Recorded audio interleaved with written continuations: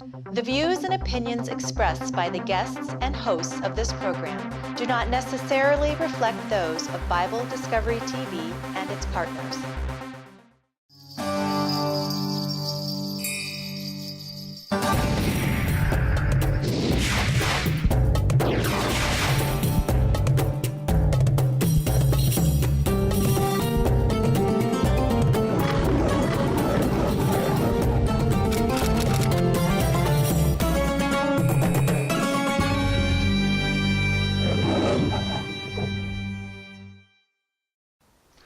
Hi, and welcome to another Prophecy Times. We are very pleased to bring you a special guest today, Josh Peck. You are not going to want to miss it. Josh is a Christian and biblical researcher with a passion for Bible prophecy. His mission is to wake up the church to the reality of the Bible, separate biblical truth from church tradition, and provide the solid, raw, uncut truth of God's Word to any and all who will listen. Josh is also a prolific author. He's written close to 11 books. He's currently writing a book right now. It's very interesting. We want to talk about his books, but before we do, we want to introduce Josh to you and let him tell you a little bit about himself. He also, before we get to Josh, he is the host of the Sharpening radio program on Blog Talk Radio Online. And I also want to make sure I introduce my co-host, Kyle Hembry. Oh, glad to be here. I'm excited to hear what Josh has to say. The topics on today's show, for me, were something I've never really considered, researched, or anything. So just some of these topics are, I'm not really sure how I feel because I really don't know that much. So I'm excited to kind of get an insight a little bit of on uncharted territory for a lot of people, but it's really cool. It's very interesting. It's very cool. And it's very interesting. Josh lays it out in a way that you can understand. It's pretty cool. That's what I can't wait for. Okay. Well, without any further ado, I don't want to waste any more time. Let's bring on Josh Peck. Josh, thank you so much for joining us. Oh, thank you for having me. It's a pleasure. I'm glad to be here. Thank you so much. Well, Josh, we had talked earlier, and I've heard a bit of your testimony. Really wanted you to get into that a little bit and let our viewing audience hear some of your testimony as a child and kind of some of the things that woke you up to the spirit world. If you wouldn't mind going back, and we're just going to sit here and enjoy and listen to what you have to say. Sure. Well, I was born and raised in a Baptist environment, and that really gave me my foundation in Jesus Christ and the Bible, and all that good stuff. But I also had some issues that were happening on a spiritual level that weren't able to be explained by the church. I suffered from something that's recognized today as sleep paralysis. But what I went through and what a lot of people like me have gone through is it goes a bit outside of the medical definition. Basically, medically speaking, what it is it's just a misfiring of certain chemicals in your brain, and you wake up before you're supposed to, but you're paralyzed. You can't move. And that's really where the medical and that's kind of where it stops. But spiritually speaking, a lot of people like me will actually see demonic manifestations or feel evil in the room, and sometimes even the environment will be manipulated. Things will be moved around, things like that, in the most extreme cases, and that's what I went through. Sometimes even being physically attacked. Wow. So when I was a kid, I remember trying to tell my mom about that. And she would just say it was bad dreams, or she didn't want to scare me. I found out years later that she actually suffered from the same thing, but it didn't end there. There were also a lot of really paranormal things going on in the house that I grew up in, and doors slamming sometimes. My mom at the time, and I don't really think it was really too much fault of her own, because it's just the church we were in, and a lot of churches, unfortunately, didn't really teach a whole lot on spiritual warfare. Basically, all we knew to do was just pray and kind of hope for the best. But my mom didn't really know what else to do. So when I was really young, there were all these strange things going on in the house. Things would wake her up, or slam doors. I would wake up crying, saying that I was hearing voices, and I was afraid of something in the backyard, which was strange. Usually kids are afraid of things under the bed or in the closet, but for me it was the backyard for some reason. But anyway, so she didn't know where else to go or what else to do, so she called a psychic in the house, which wasn't, not, I wouldn't recommend that today, but at the time she just didn't know what else to do. The psychic said that basically there were 4 or 5 what she called evil spirits, or there, excuse me, 4 or 5 ghosts, deceased spirits, and then 1 evil spirit in the backyard. And so she didn't really do anything besides just give us the information. And when she left, things actually got worse, and it started getting started creating problems in the family. My mom and my dad already had a lot of problems, but that didn't help. So that was the type of environment I grew up in. And when I was 12 years old, we moved out. My mom and I moved out of that house, and she already had a divorce by that time. That's so tough, Josh. You must have felt so alone. No one who really understood what you were going through. So you were kind of alone, lonely, going through some really scary stuff, some things that would have been really scary for an adult, but you were a child. And then you have the really hard times of going through your parents having a divorce. How did you handle all that? All I can say, honestly, I think back to it, and I don't know how I handled it. I think it's just one of those God things. He was always there for me, and I think all throughout my life, he's really been my true father anyway. And if I didn't, if God didn't see me through that, there's no way I would have been able to to deal with it, and even doing what I'm doing today. But moving when I was 12 did help some of the spiritual stuff, not necessarily sleep paralysis, but it also brought all sorts of more personal problems into my life, just being 12 years old and moving and, getting used to a new school and all that stuff.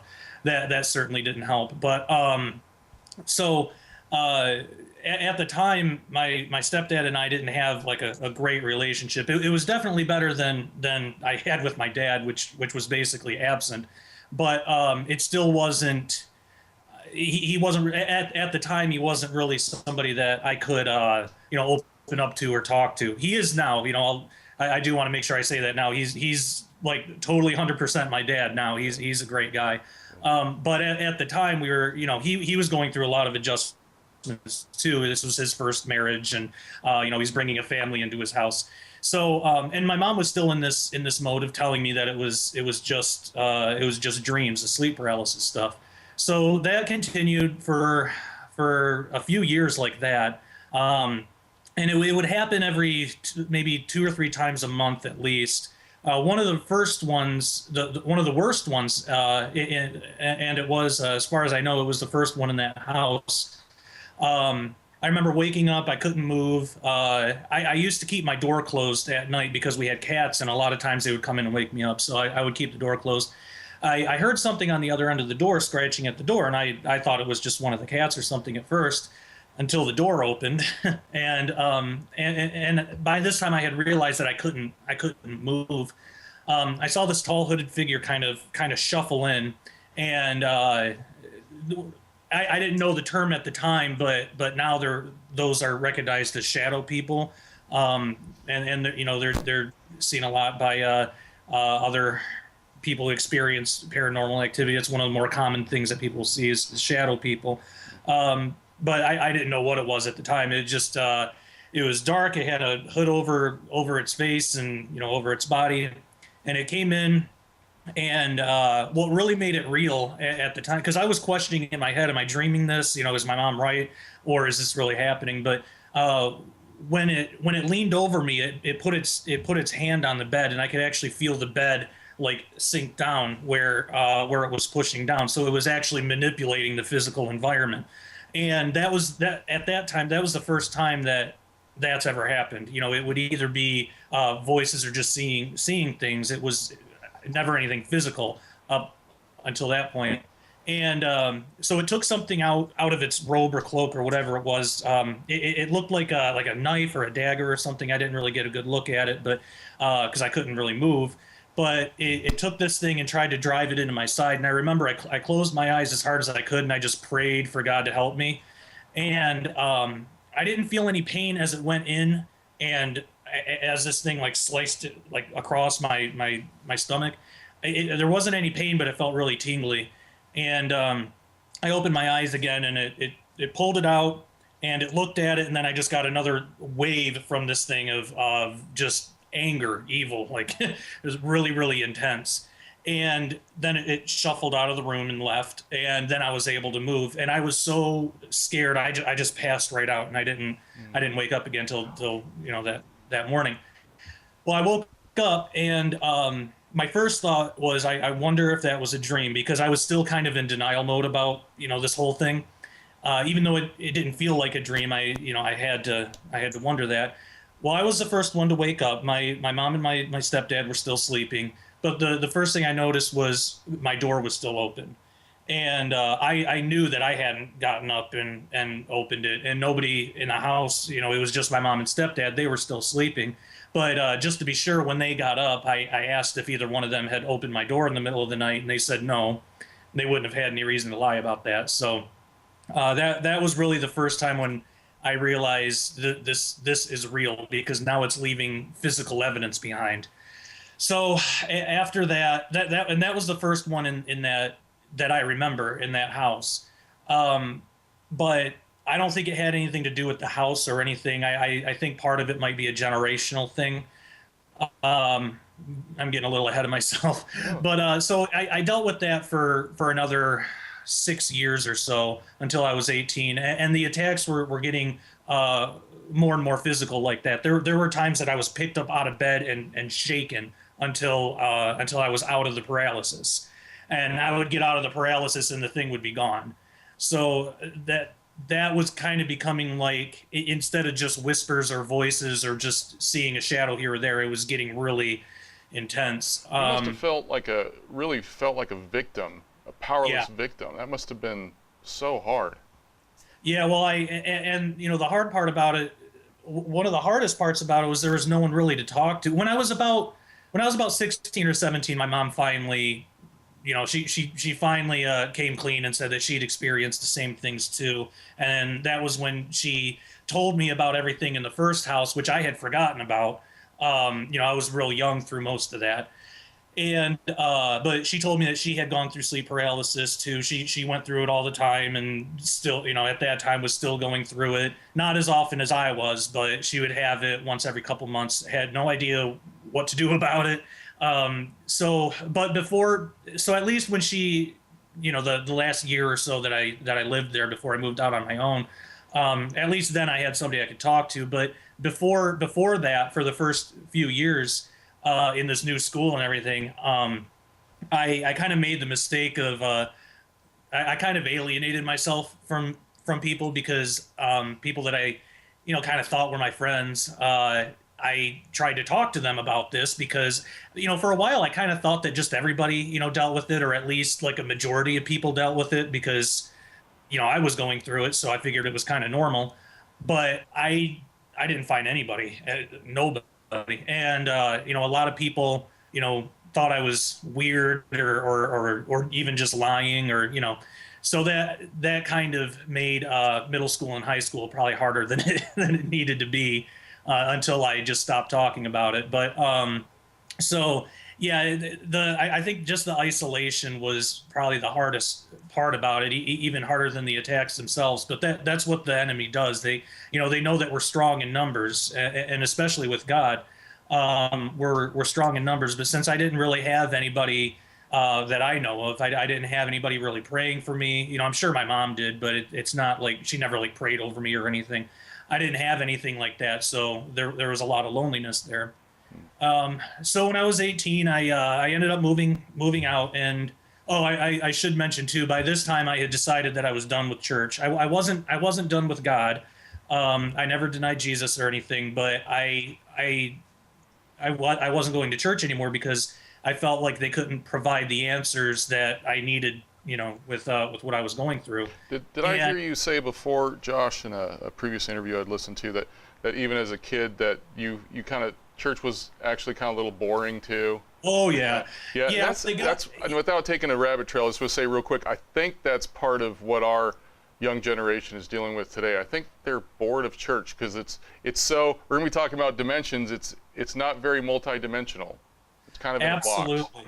Yeah, absolutely. And I mean, it wasn't until maybe the past 3 or 4 years now that I've been able to, go to church and have an interest in it, just getting older, and that happens. But back then it got to the point, and it didn't even take that long. It got to the point where it felt like I had heard all of these sermons before. It was all the same. There wasn't anything new. There wasn't anything exciting. It was just, just the same. And I got bored with it. And then when I did have legitimate questions, one thing I had always questioned since I was a kid were, do aliens exist and how do they fit into the Bible?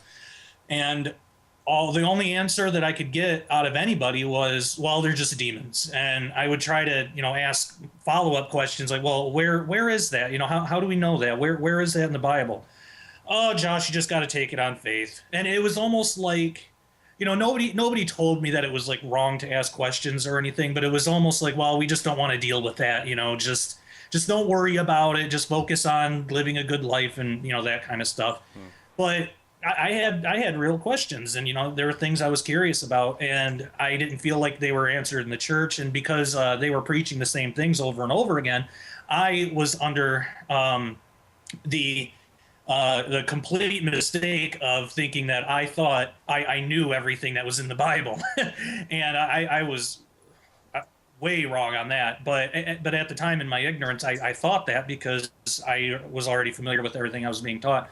So I just thought that the Bible did not have answers that I needed, and that the church didn't have answers. And so I went looking elsewhere. So when I was 18, I moved out of the house, and I went through a series of friends, kind of lived all over the place with different people. And one of those people was my friend Will, and his girlfriend. And she was actually she was a Wiccan, and she was really into kind of a cult. Well, she called it Wicca. It was like real New Age kind of stuff. I can look at it now, and it was Gnosticism, but I didn't know that at the time.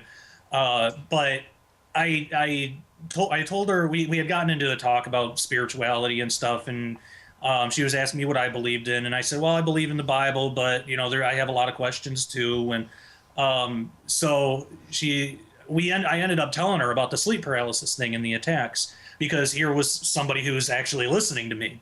And she asked me if I ever heard of Astral Projection, and I said no. So she gave me a book, and it was something like the Beginner's Guide to Astral Projection or something like that. And I completely fell in love with this book. Like I thought that this had the answers, because she told me if you can learn how to do this, maybe when you get attacked, you can leave your body and escape or fend them off or something. And for those who aren't familiar with the term, astral projection is just the ability for your conscious. It's a New Age thing. I totally would not recommend it now, but it's like the ability for your consciousness to leave your physical body, and you can go off and travel around and stuff. But Josh. Yeah. Let me interrupt real quick. So astral projection actually was one of your first, lack of a better word, opportunities to finally, it looked like an avenue that you could finally defend yourself from all these attacks all these years. It looked like maybe an answer finally, huh? Yeah, that's exactly what it looked like. And at the time, I was so relieved and happy, because I was like, oh, finally. And then I was trying to, I still had that foundation of Jesus in the Bible. So I was trying to like rationalize it in my head, because I knew that it wasn't right to do that stuff. I mean, I knew, but deep down I knew, but I was trying to rationalize it by thinking, well, the Bible doesn't tell us everything. Maybe this is something that people can do, and maybe it's an ability that we have, and God's okay with it, or maybe it's not really witchcraft. All those rationalizations I went through. Josh, we have to take a break. Sure. We're just going to take a very short break. We're going to come right back. Folks, you're not going to want to miss this. This goes a lot further, and You're going to hear some information that you haven't heard anywhere else. This next segment's going to blow your mind. It really is. It really is. It is. It's going to blow your mind. So, folks, stay tuned. We're going to be right back with our special guest today, Josh Peck. Don't go away.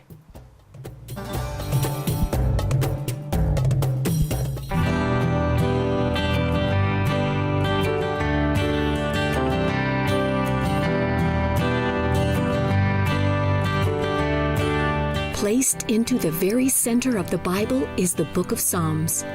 It's a book filled with praise, prayer, promise, and deliverance. Psalm 33:7 says of God, "You are my hiding place. You shall preserve me from trouble. You shall surround me with songs of deliverance." Our newest Psalm CD, Prayer and Promise, is now available. Listen as I read a collection of Psalms along with the beautiful piano accompaniment of Jean DeVries. This is the third and final addition to our collection. For your copy of our newest Psalm CD called Prayer and Promise, please send a suggested gift of $15 or more and ask for your copy. If you would like a complete set of all 3 CDs, please ask for the Psalm Triple Set for a suggested gift of $30 or more. Contact us today.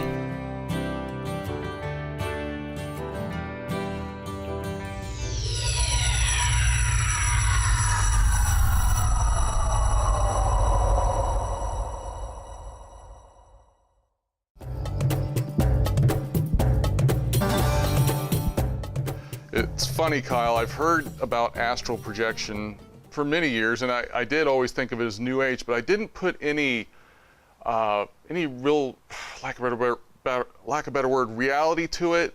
I didn't really think there was anything to it, and there's more to it. It's a real deal. Well, and for me, I was ignorant because for the longest time I thought it was astro projection, something that was so sci-fi. It's hard to believe when you really can't pinpoint what's happening and what astral projection really is, where it's your spirit leaving your physical body, your spiritual body leaving your physical body and flying around town.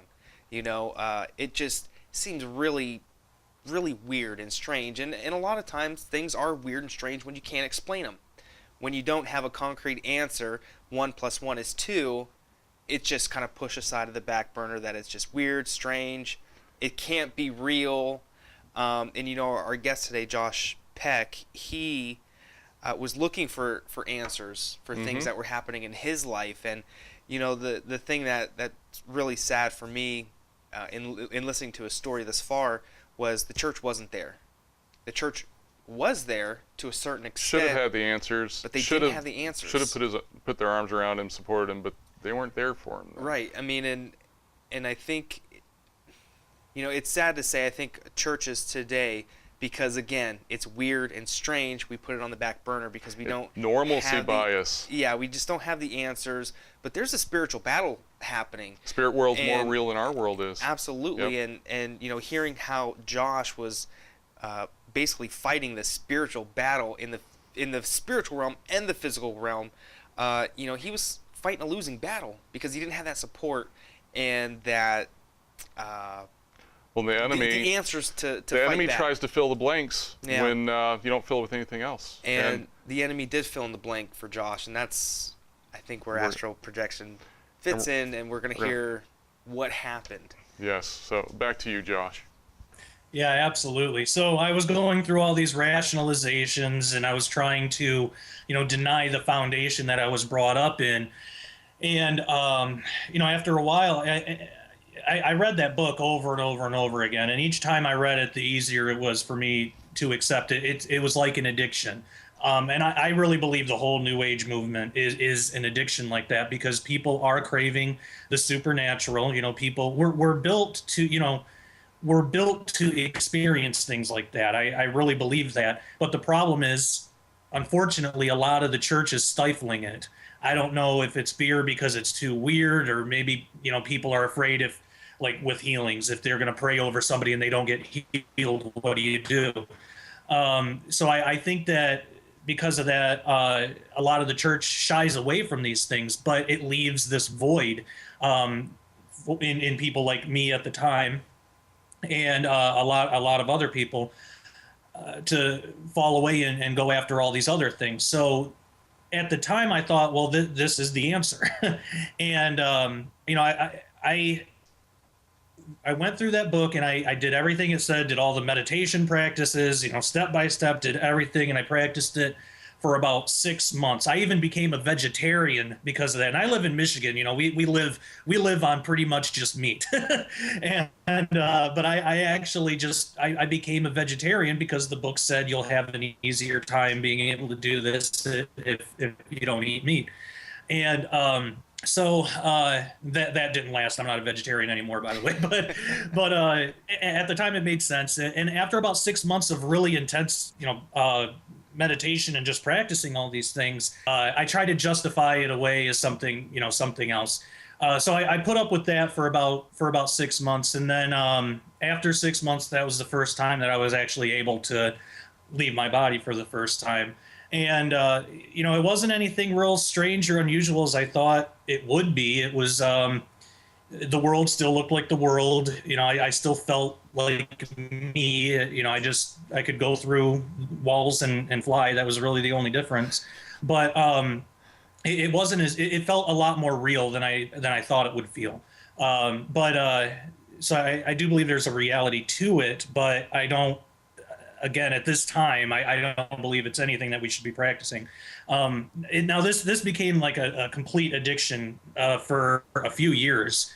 I wasn't as focused on the sleep paralysis stuff and trying to find an answer for that, because by this time, I just came to the conclusion there just is no answer. This is just my life. This is just what I have to deal with. But I was so hooked in, and I can look back now and see the enemy use the astral projection thing and how the enemy brought that into my life to hook me away from trying to find a real answer. And there is an answer to the sleep paralysis thing, and I don't suffer from it anymore. Every great once in a while, but again, I'm getting ahead of myself. So for a few years, I messed around with astral projection and other new age ideas, and I had just bookshelves full of new age books and materials. I was really into it. So I ended up getting married, and my wife and I moved into our first place. It was a little single wide trailer, and while we were there, we both were dealing with sleep paralysis. My wife was getting it now too. Oh, and Josh, I'm sorry to interrupt you. I have to ask real quick. You actually, what I like, one of the things you do is you kind of test things out yourself. You want to make sure, because you like to make sure that it's not your imagination. At one point, you actually tested out to make sure that you were actually projecting yourself with your roommate and then your next door neighbor. Is that correct? Yeah, I forgot. Yeah, I'm glad you brought that up. I want to make mention of that. So before the trailer, I had my own apartment, and at this time, I just lived there by myself. But I had an next door neighbor. I had only seen him a couple of times, and I never saw the inside of his apartment. He was an older guy. He was kind of cranky, and he'd come over at 3 o'clock, in the afternoon and tell me to turn the TV down, like that, that kind of neighbor. So I didn't have a whole lot of interaction with him, and so I did want to test this out, and I thought, well, okay, if this is real and not just my imagination, I should be able to, astral project. Look around in the inside of his living room, because it was, we just had a shared wall. Go through the wall, look in the inside of his apartment, and then see, test it out later, see if that's really what it looks like. So I did that, and I went in and I got a pretty good layout of the place, and was able to remember it and everything. And the next day I went over there, and I don't remember what my excuse was. I think I asked if some mail had been delivered to his house on mistake or something like that. But I went over there, and I was able, when he opened the door, I was able to take a look in the apartment, and it was exactly what I saw the night before. So by that time, I realized this is real, because it's not just, I'm not just unlocking some subconscious thing that I saw and didn't realize. I'd never seen the inside of his place before. So that was when it really, that was what really convinced me this is real. This is actually happening. There's no way I would have known. But yeah, I'm glad you brought that up. So by the time that we were living in the trailer, I was really into this. Fully convinced that it was a real phenomena. So my wife and I were both dealing with sleep paralysis, and it was becoming almost on a nightly basis. And I remember it was already increasing, but there was one incident that really made it explode. One night I had astral projected, and I don't even think I was meaning to this time. After you do it for a while, sometimes it just happens on its own, which is obviously not a good thing. Yeah. But I ended up outside somehow, and I saw, and this, I was outside of my body, so I was in. They call it the astral plane. We could call it the spirit world, or the fourth dimension, whatever you want to call it. But so I was outside of my body. Everything still looked normal, except all throughout the trailer park, I saw all these entities, all these spiritual entities. And down the street, there was this big white, what it looked like a portal that was open, and it was just solid white light coming out of this thing, and all these entities were heading towards it, like hundreds of them. Some of them looked normal and human, others looked like strange creatures, and so I wanted to know what was going on. I went up to the closest group of them. There's 7 or 8 of them. And to me, it didn't really feel unusual or weird to be doing that. It just felt like if I were to go up to a group of people at the supermarket and ask them what's on sale today or something. Like it didn't feel weird. So I went up to them and I said, hey, what's going on? What's that? And, they kind of dodged the question, but they were really interested in me. And so one of them asked, well, are you, where do you come from, basically? Are you are you a human, or are you a spirit, or what are you? And I said, well, I'm a human. I'm astral projecting right now, and I just wanted to see what was going on. And when I said that, they all got extremely interested. They stopped. We were all in this, just they stopped walking or whatever they were doing, and they were like, oh, well, if you ever need any help getting out of your body, you can ask us and we'll help you. And when they said that, they were seemingly really polite and everything. I didn't get any kind of evil vibe from them. I do believe now that they were evil. I know they were, but at the time, I didn't get any. But there was like a check in my spirit about that. And again, it goes back to my foundation with the Bible and Jesus, and the foundation that the Baptist Church did give me. But at the time, it didn't feel right. It was too close to like praying to other gods or something, And I said, well, yeah, I don't know about that, but I should probably go back. So I went back in my body, and and that was it really for that day. But the next day I was trying to astral project again, and I couldn't do it. Like it wasn't working. And I remember what they said, and I was thinking about it, and there was a small piece of me that wanted to try it, but then I thought, no, that's too far. That's almost like praying to other gods or something. So I decided against it, and I just ended up going to sleep.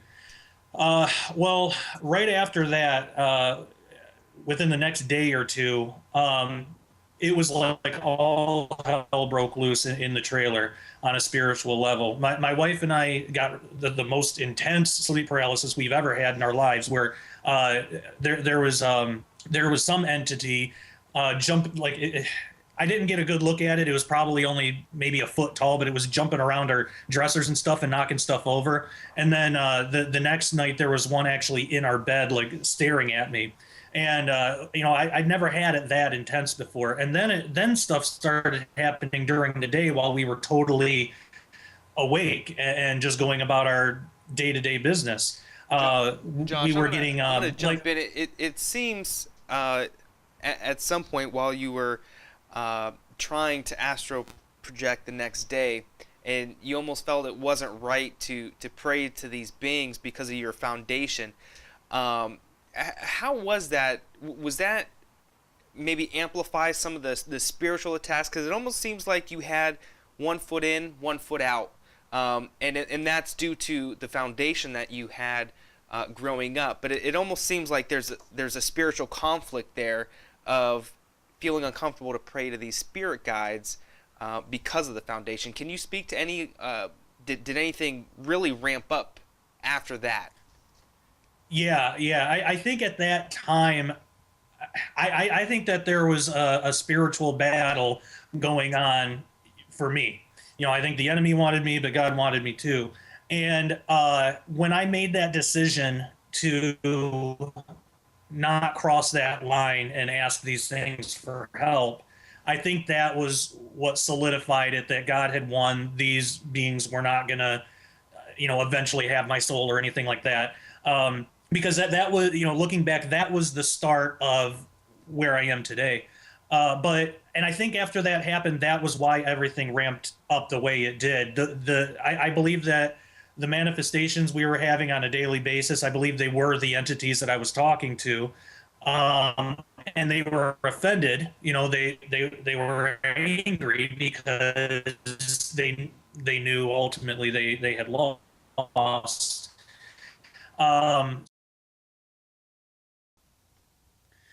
Yeah, so we would hear stuff like, for example, we would hear all these loud crashes in the bathroom. It was so loud it sounded like the place was exploding or something. But when we would go in there, nothing was moved, nothing was touched. There was no source for the sound.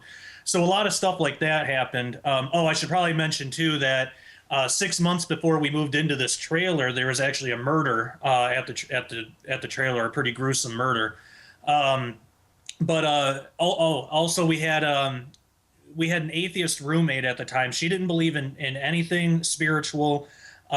She didn't really know what I was, I didn't talk to her about anything that I was doing. So that she just didn't have any kind of spiritual life, but she started seeing manifestations too. She ended up opening up to me and telling me that she one night in particular, she was watching a movie or something in the living room, and she saw this me and my wife Christina, we were in bed at the time, and she saw this orb, this big ball of white light show up in the room, and she said that she just got the most uneasy feeling about it, and then it shot towards our room, and that was one of the nights that we had the sleep paralysis and all the spiritual attacks in that night.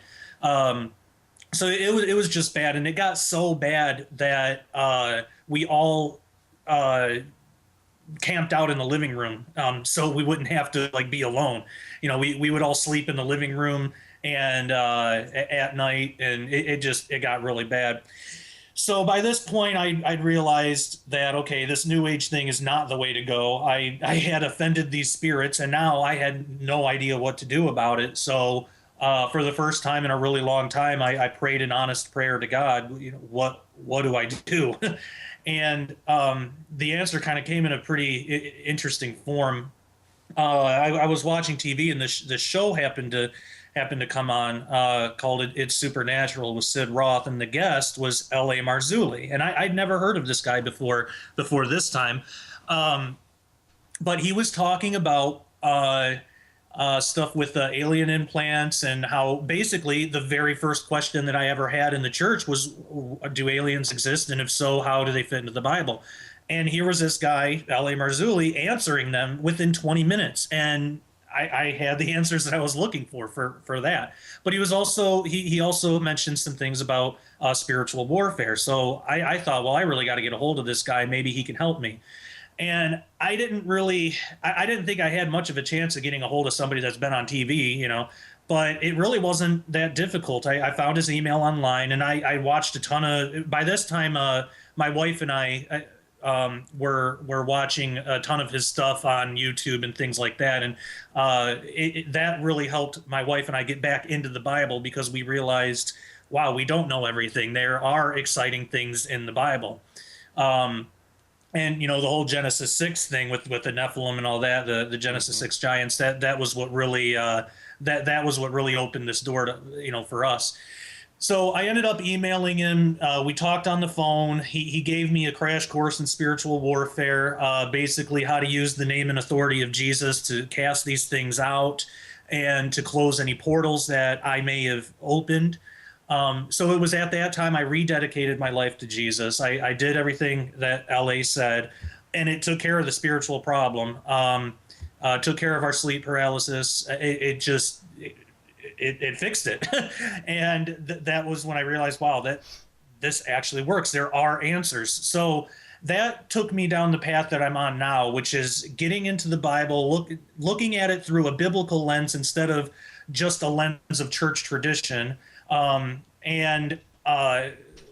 Just taking God's word literally, I should say, taking it seriously, taking it for what it says. There are metaphorical things in there, of course, but they're usually explained.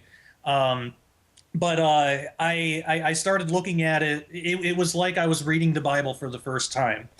That's kind of how God took me on that path. So at that time, I wrote my first book, Disclosure. It was actually while I was writing that I got a hold of LA, because I saw the videos of LA, got really interested in this stuff, did my own study, started writing. The spiritual attacks were getting worse and worse and worse, so I got a hold of LA and told because my question was, when you started writing, did you have to deal with this? And he said, yeah, and he told me what to do. So but that was when I wrote Disclosure, and that wasn't even really that long ago. That was back in, I think, 2011, 2012. So really only 3 years ago. And but my life has completely changed now. Now God's been able to put me in a position where my testimony can help other people. Mm-hmm. And that's what I strive to do now with all of my writing and everything I'm doing. Wow. So that's, believe it or not, that is the short version of the story. Yeah. Yeah. Josh, question for you. We have viewers from all different backgrounds. What would you say to a viewer that, first of all, has an interest in the New Age movement and maybe specifically astral projection, and maybe a viewer who has dealt with the whole sleep paralysis thing and doesn't know what to do? How would you address those people? What would you say to them? Well, for people who might be interested in the New Age, I'm not one to judge anybody. I would be the biggest hypocrite in the world if I were to do that. I understand. I really firsthand. I understand the attraction to it, and I understand why people look down those avenues, because I did too. But I always think it's more wise to learn from somebody else's mistakes and learn from your own, if you can. I would say, if you can, and if you're open to it, learn from my mistakes. Give the Bible a shot. You don't have anything to lose. If somebody's interested in New Age, they're looking for answers. And I'll say too, the Bible has proof text. It has 100% accuracy with prophecy. Every little detail of the hundreds or possibly thousands of prophecies all throughout the Bible have been fulfilled exactly how it said it's going to. So who else could do that but an entity that's outside of time, God himself. Mm-hmm. I would say, give it a fair shot. Just try Jesus, you don't have anything to lose. It's worth looking into. That's now for sleep paralysis, if somebody is going through this, if you're not saved already, you should get saved. And the same goes for people interested in New Age. Basically you accept Jesus as your savior. He died on the cross so you could be redeemed. And you just pray to him and tell him that, and say that you want to serve him now. So once you're saved, Jesus grants us his authority over the enemy, so we can use his name to cast these things out. Mm-hmm. And what that looks like, there's no it's thing I love about God, among many things, is he's a very personal God. Not everybody's relationship is going to be the exact same as everybody else's. It's just like, when you have friends, your relationship is you're one person, but your relationship with your friends might vary between person to person. So and that kind of goes with spiritual warfare too. There's no incantation or there's no exact words to repeat to do it. You just use the name of Jesus and his authority to cast it out. Like, for example, when I did it, I just walked around the trailer with an open Bible. I don't know if the open Bible actually helped at all, but I just did. And I went into each and every room, and I said, in the name of Jesus Christ, I command any evil spirits to leave. This is a house of God. You're not welcome here. That kind of stuff. Mm-hmm. But you make sure that you use the name of Jesus, because that's where the authority is. And then you use his name to close any portals that might be open. And that's really important, because if you forget to do that, they can come back in. Also, there might be an instance where you cast everything out and everything's okay, but then it gets worse. That can happen too. You just go through the same thing. You use the name of Jesus, and you might have to fast and pray too. Mm-hmm. Fasting can be important. I mean, that's a biblical thing. Jesus even told the apostles to do that during spiritual warfare and things. So if you're having trouble getting an entity out of your home or out of your life, try fasting and praying and doing it that way. Also, I'll say, I'm sure this goes out to quite a few people, but I don't have any problem. I answer all my emails. If you have any questions or you want to get a hold of me personally, you can do so at joshpeckdisclosure@gmail.com, and I'll be happy to help in any way that I can. So that's basically in a nutshell what I would suggest. Wow, that's great. Thank you, Josh. Thank you for addressing that. Also, I want to make sure people are aware of your website, and that's ministyministry.com. Is that correct? Yep, absolutely. ministyministry.com. Josh has written a number of books, and his latest ones are there on the website. You can find out more. Also, can you give us that email address again? Yeah, definitely. It's Josh Peck Disclosure. So my name and then the name of my first book, all one word, joshpeckdisclosure@gmail.com. Great. Thank you so much. Josh, time flew by. We didn't even get to really talk about all the different dimensions and quantum physics and all that fun stuff. Would you mind coming back and being with us again?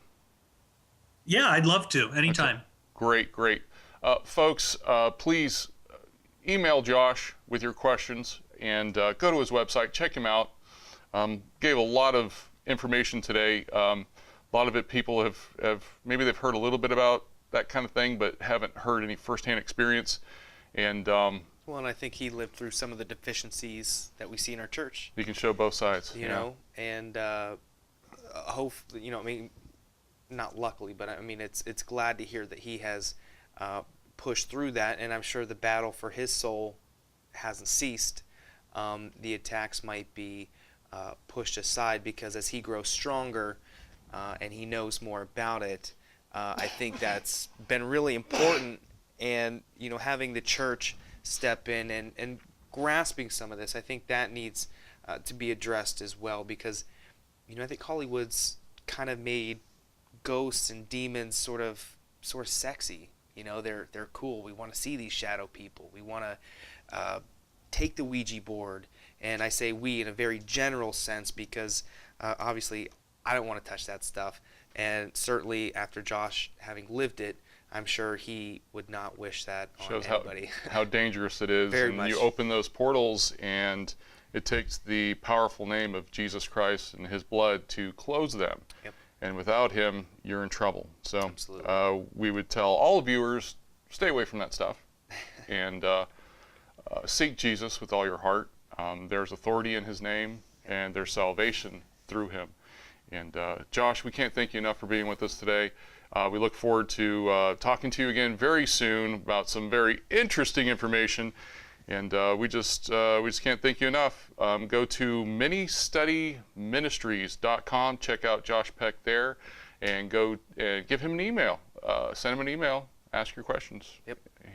He's approachable, And we thank you for that. Josh, thank you for joining us today. Yeah, thanks a lot, guys. This has been a blast and definitely a blessing. Thank you. As we always say at the end of the program, we are living in prophecy times. Yes. And things are Do your research. Know what's going on. Get your head out of the sand. Read the Bible. Yes, read the Bible, and definitely do your own research. Don't just take the information and please, we say this lovingly, don't roll your eyes. It's easy to do sometimes, but do the research yourself and check it out for yourself and pray about it. Definitely read your Bible. Until next time, we are living in prophecy times.